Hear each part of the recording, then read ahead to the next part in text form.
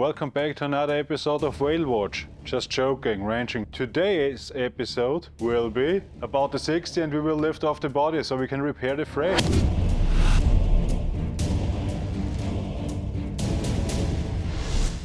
As I said, today we remove the body of the 60. In order to do that, we have to remove some parts to access the body bolts. And now we will go step by step through it, how to do it. First thing we will do is get the car on the lift. In order to get the car on the lift, I use wooden blocks because the frame is so bent on this 60. It's just a pain. So the first thing we do when we have the car up in the air is drain the fluids. In this case, coolant and the fuel tank. Because if you don't drain the fuel tank and it is like on this car, I mean, it's nearly empty, but still I drain it. If the tank would be full, it would be back heavy, because when you lift it off, you just grab it here and here on the rocker panel, and then you have the whole ass sticking out, and the 60s tend to flip over, or at least the bodies. So, as I said, coolant, diesel, we have to loosen the brake lines, but that's just some drops on the floor. Nothing a cardboard will not soak up.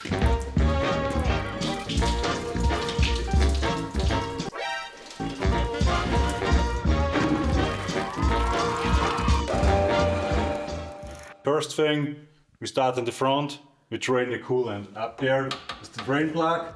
Normally they open easy, should be not that big of a deal to open it. Just take a plier, open it and let it drain. Yeah. And when we look into that, we see a lot of disgusting coolant. So luckily the 60 series Land Cruiser has a drain plug for the fuel tank. What is a nice thing. Yeah, new cars just suck to drain the fuel tank, but Land Cruisers are Land Cruisers. We take a jerry can and drain it. If it is full, there is a lot of pressure on it, so take a bigger filler neck thing.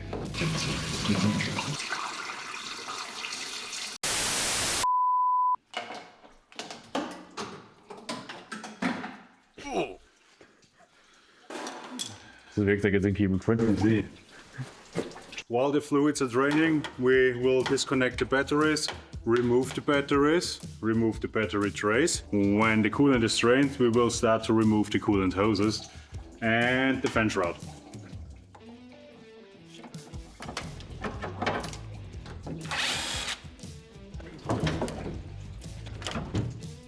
We remove the battery trays. When you look down here, you see a bolt, and this is the front body mount bolt, and that's why we remove the battery trays.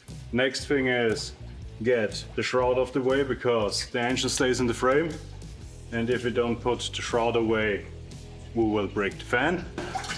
Then we have to disconnect the intake. The air box also stays on the body, and as I said, engine in the frame. Now I remove the intake hose, what is just clamped with two Toyota clamps. And if you want to know more about the car, watch my last video. There I describe everything what is wrong with it.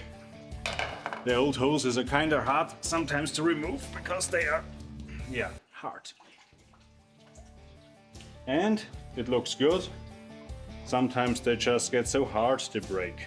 Next thing you should do when you remove something from the intake, and the intake is now open, put something in there so nothing can fall in there, and then afterwards you start the engine and it goes boom. So we switch over to the radiator. Now we will remove the upper coolant hose. I will change the coolant hoses later for new ones, because they are just hard, or not really hard, they are mushy. Really mushy. When we look into the hoses, I need a light. First of all, look on the floor. The coolant in the car is black. So my advice, change your coolant regularly. So when you look into the hose and she still smokes, you see the deposture of the coolant and a lot of rust particles, and the whole thing is squishy. So the car in a hot summer, even in Austria, the summers are now hot, like 35 degrees. There is a high tendency that the hose will blow and you will kill the engine. Fan shroud, and fan is the next thing. You have 4 bolts here. On these cars they open easy because I think someone opened them already for me. But sometimes they are really hard to get off, especially when someone was afraid to lose the fan and put some Loctite on it, and you need an angle grinder to get it off. Now the bolts are loose, or kind of loose. As long as the belt's on, easier to remove then, because the fan shroud is attached to the water pump. And if there is no belt on, you have to hold the water pump pulley, what is hard. So be sure the belts are still on when you remove the fan. It's much easier. So the fan is actually not attached anymore. Now we get to the shroud. The shroud on a 60 holds with 6 bolts. Open the bolts. If you are lucky, the bolts are not rusted as beep, and you can open it. If not, you know the game. Now the fan shroud is loose and the fan is loose. Now we get everything out. There is the fan and there's the shroud. And if someone does wonder why this car has 2 batteries, especially the American fuels, the diesel Land Cruisers are 24 volts, not 12. That's why they start so good. Now we remove the lower coolant hose. And when we look at the lower coolant hose, we see there is a something in there. And there's something I see here, I assume was an engine preheater. And why it had an engine preheater? Because the first destination of this car was Salzburg, high up in the mountains, and a lot of healthy salt for the car.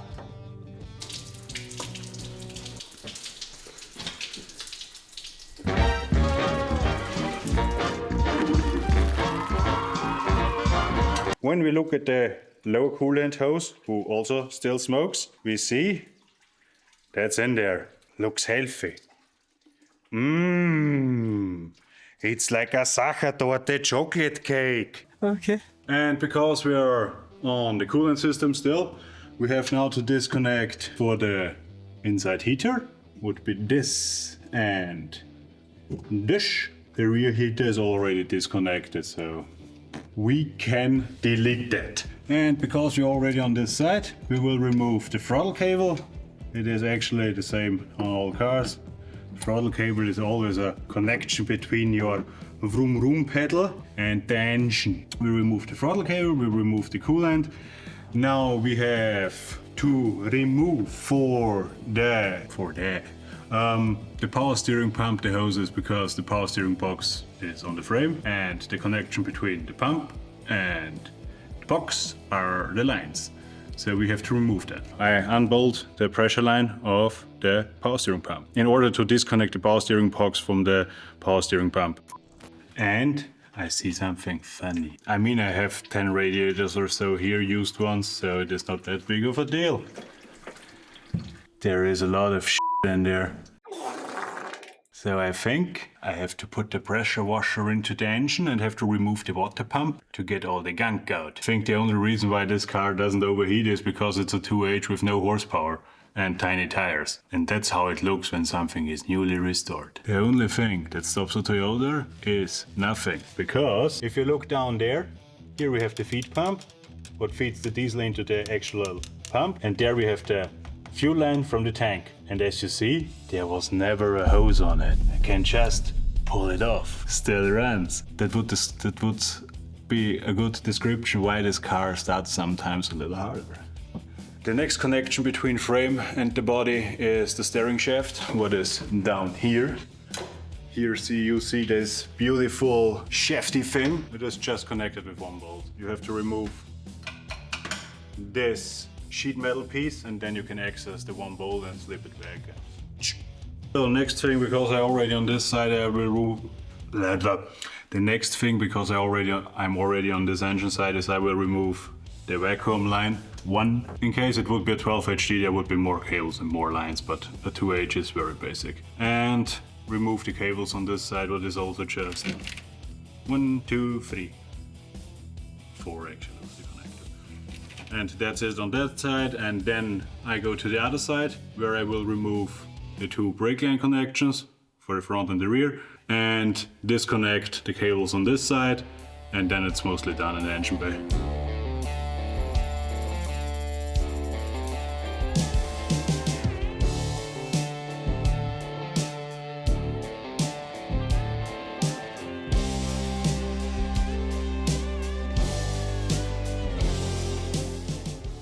What we do next is we have to remove the wiring on the starter, then the slave cylinder on the clutch, disconnect the brake lines, then we are finished with the engine bay and can remove the seats and access the body bolts.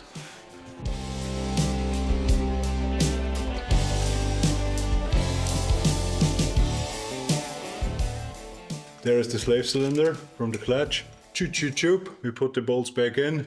Then we remove the starter wiring, I think, and then we'll remove from the top the brake lines. When I look up there, it's kind of hard to stick my not so small hand up there. Then we have to remove the speedometer cable on the transfer case. I removed already the slave cylinder and the starter wiring. When the car is back on the ground, I will remove the 2 brake lines. Then we go into the back and we remove the handbrake cable.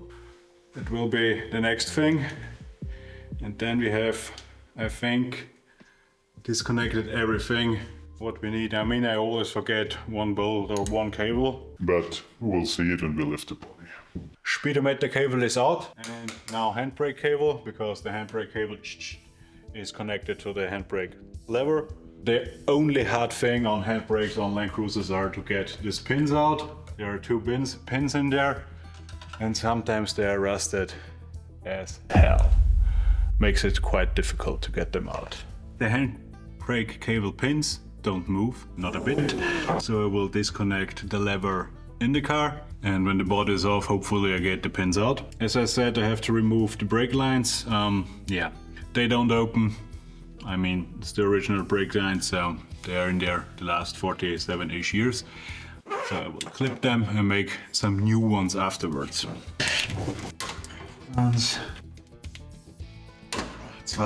Normally I should have disconnected everything in terms of engine and driveline, and the next thing to access the body bolts will be remove the carpet and the seats, because in the front there are 2 body bolts, underneath the seats are 2, then under the back row are 2, and so on and so on. It's 12 body bolts, and it's easier to access them when there is no interior in it. So actually the car in the inside is pretty clean. I mean, it doesn't have so many kilometers, only 230-ish thousand. Nothing is ripped actually, what makes it kind of nice to work on, and also the carpet is not completely disgusting. Makes life a lot easier. Yeah, and I forgot to mention we have to get the levers out, at least the big one for the actual transmission. We can let the tiny one in because it will go right through the hole. So actually the bolts open pretty easy. I mean, I had some 60s where the bolts were like not straight, bolted into the thread, and someone forced it in with a lot of power or impact. Yeah, in this case it's pretty straightforward. Now we remove the rear bench. Oh, it's a 12. You have to remove these 2 bolts on each side in order to get the bench out. You pull on it and there is the bench. So in order to remove the rear part, you have to open this 10mm poles on each side, and then you can lift it up and remove it.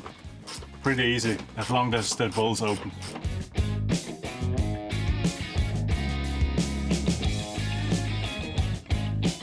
So in order to get the carpet out, I mean here it is not clamped underneath it, but normally the carpet is clamped with this interior plastic bits, and you have to remove all 4 of them, and then you can pull out the carpet. Now we remove the carpet, what is pretty easy, straightforward.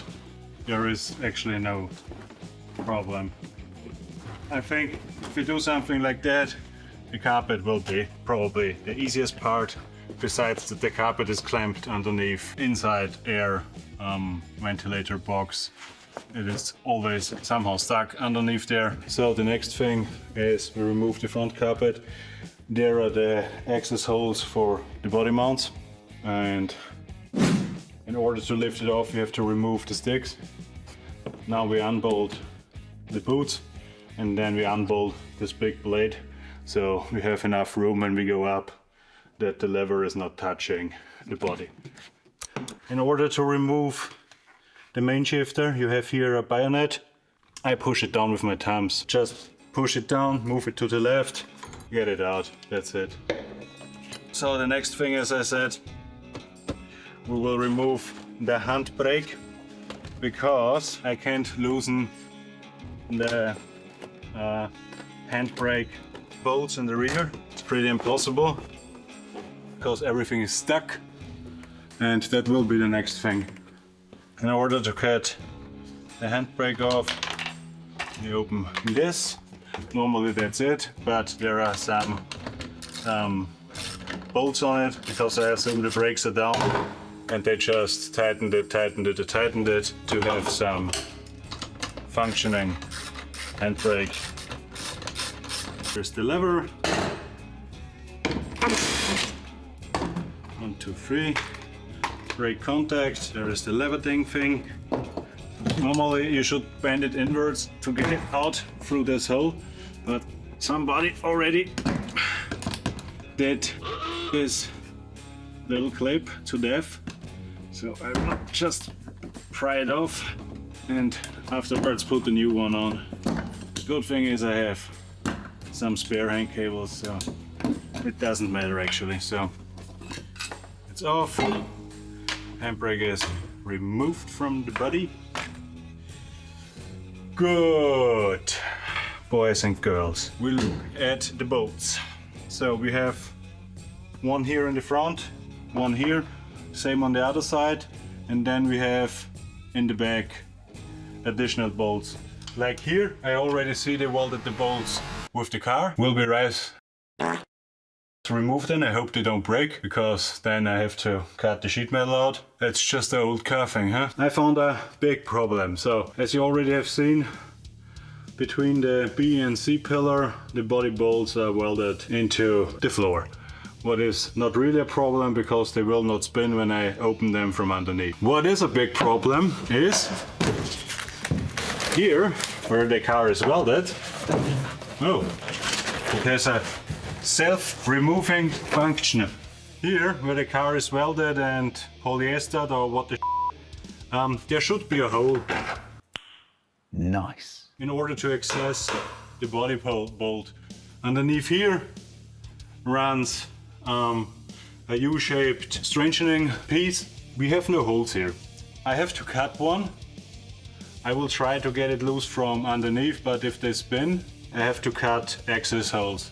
I mean, there should be access holes, so it is not that big of a deal. Also, I hope I can access the rear bolts. There are normally 2 openings where I can access them, and I hope they didn't weld also this. It will be a longer job to get the body off. I mean, not that much longer, but afterwards I have to re-weld this. When you watched my first video about the car, so my last video actually, before that video, I knew that it's heavily welded, but I didn't look too close if there are holes or not. But now I see there are no holes. That really sucks. The car is back in the air. We will try if we get the bolts open from underneath without getting another tool on top. Hopefully it will work. It would make my job a lot easier.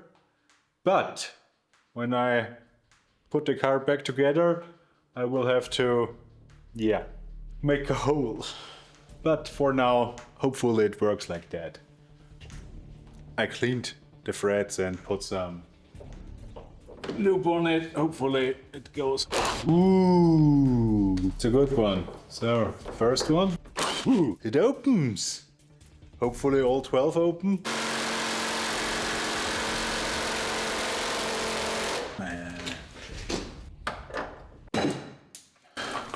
Resto. So, I snapped one.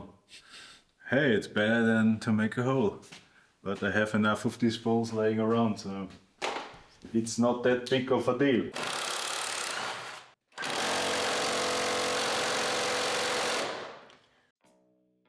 There is one bolt, and there's the second front bolt. Every bolt is open. I put the lift now on the rocker panels, and we will see if the body lifts. Could be that it is a little stuck on the frame because of the rust in between, but we will see it now. So now we will see if it lifts off easy or it makes a banging noise. Lift.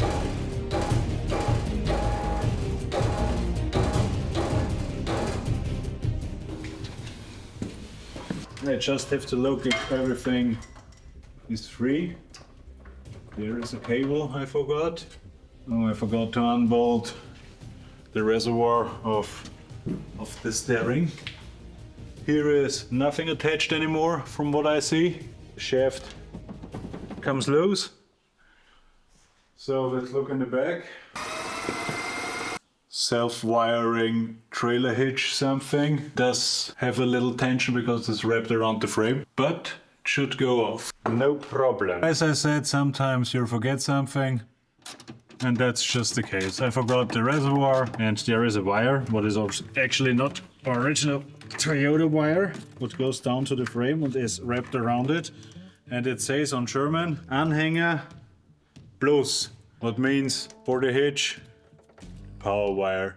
We'll just clip it, because I mean, actually, who does put a power wire like this? I mean, wrap it around the frame all the way to the back.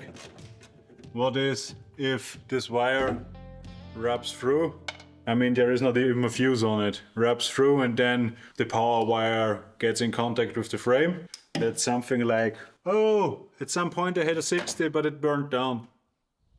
So I unbolted the power steering fluid reservoir and I clipped the trailer wiring. I mean, didn't work, so it doesn't matter. And now for a second try. Ich muss nur ein bisschen schauen, um die Zeit, weil... Na passt schon, bevor du so reißt, schaut zweimal.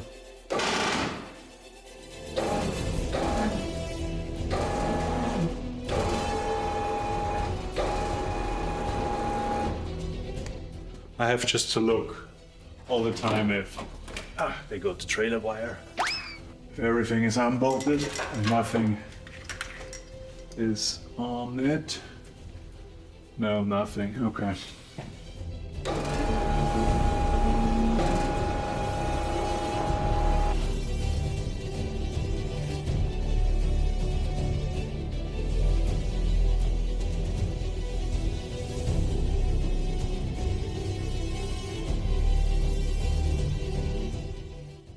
There we have the fresh restored frame. Now we see a lot of areas they didn't see sunlight for the last 45, 47-ish years. And you see that's also the areas on the 60s where pressure washer never reaches. Now we can repair it because with the body on, actually you could probably repair it with the body on. I did one or two, but because the space is so limited between the rocker panel and the frame, it's just a pain. It's better to lift the body off, invest some hours into that. Frame repair takes 20 hours longer because you can't handle anything. So, but back to the frame. As I mentioned in the last video, that's the thing. Normally the U-shaped blades are in their reverse. That means the U is in the U, but here you have it the wrong direction. Also, as I said, it is welded from the bottom, but not from the top. Doesn't hold actually. So then we have here the hitch. There we have the U channel who actually doesn't belong here. Normally you would, I see the remains of that bent piece in there. As I said, we have to change this. We have to get in the bent piece. How this thing looks, we will see when we clean it. And then Now we see it a lot better. What I said in the last video about the frame is asymmetric. When you look like from the top down, you see frame is actually coming out. It is just crooked. This side is straight and this side is just something. In order to get that repaired, what we have to do, we have to remove this piece, we have to remove the entire exhaust, remove the rear axle, then clean that. I can't just punch a hole in it with the screwdriver. That's what I said the last time in terms of it could rip out. For sure it would rip out. So then we have to clean this up. Get this bolts opener here and down there in order to get the bracket down. I mean, the bracket is one piece with whatever they welded in. So before we clean everything up, cut everything out, it's just a lot more work to repair something, to actually repair a repair. It's easier if there is a hole in it and you can start from zero than if the frame is roughly damaged from here to the back, but repairable. What we see also is the front of the frame, as on most 60s, is actually good. The 4-gear transmission is a lot shorter than the later one. Fifth gear would be around here. When you look at the 2H, I mean, I'm used to 12 HDs. With the turbocharger on it and everything, it looks much bulkier and bigger, but it's actually the same size. We have here the mighty 2H. We will give him a good cleanup. Also pressure wash the cooling system, replace the side gaskets. Everything we can now access very easily. Now it is just very easy. Oh, and here you have the drain plug for the block. It's made out of bronze, so it is very soft, and here when you look at it, it's already round, so someone already tried to get the water out of the block and he didn't manage to do it. And we have here our early gearbox. It's a little different from the bolting pattern. What I see also, as I mentioned the last time, now you see it very good. There we have the centrifugal oil filter. It's a centrifugal. I still can't spell it. It's somehow a problem. If your mother tongue is German, German is spoken very hard, kind of difficult to pronounce. Then we have here the double pattern. Also good to see now. On the 60s everything is mechanical, so that in terms of the transfer case, on the later 61s it is vacuum operated. Here we have something that is called sedimeter. The thing, what does this thing do? It separates water from diesel. So if you fuel the car up with diesel, what contains a lot of water, this thing should do the job and separate it. That's more or less it in terms of that stuff. What I will do now, because it is a roller now, I will look into the centrifugal oil filter, because I am thrilled to see if someone ever cleaned it. In my experience, they are just full of gunk. Every machinery mechanic will look into this. He will see, oh, there is a centrifugal oil filter, I have to clean it. But as it is in Austria or in most countries, you only have car mechanics anymore. They like to change brake discs. It's like magic for them. It's just straight out 50-year-old magic. So now, as I said, this thing. Ooh, it opens. Oh, and that's the addict thing I talk all the time on the brown one. Why it does switch off when it has no oil pressure. When you turn on the ignition, it makes wee wee. So open, close. And when you start it, it turns the pump on, or at least the fuel flow. And then it should start. And if, let's say, it has no oil pressure, it does switch off, as you have seen 3 episodes back. So, but back to the filter. Ooh, it's actually clean. If I can open it, I hope so. Tighten by hand. Ah, so when we take a look inside, it's clean. So somebody took some care of on it. I'll get it together, tightened by hand. We will do that. I mean, afterwards I will disassemble it again, but not now. To make a nice cleaning on it. The oil doesn't look that bad. What I also see there is all the coolant piping is corroded actually. It was standing for a long time with the same coolant. I mean, it takes some time to corrode everything. That's why we will pressure wash it, get the oil pump off. And I really hope that the freeze plugs are not leaking afterwards. But we will see that. There are a lot of things you don't see when the body is on the frame.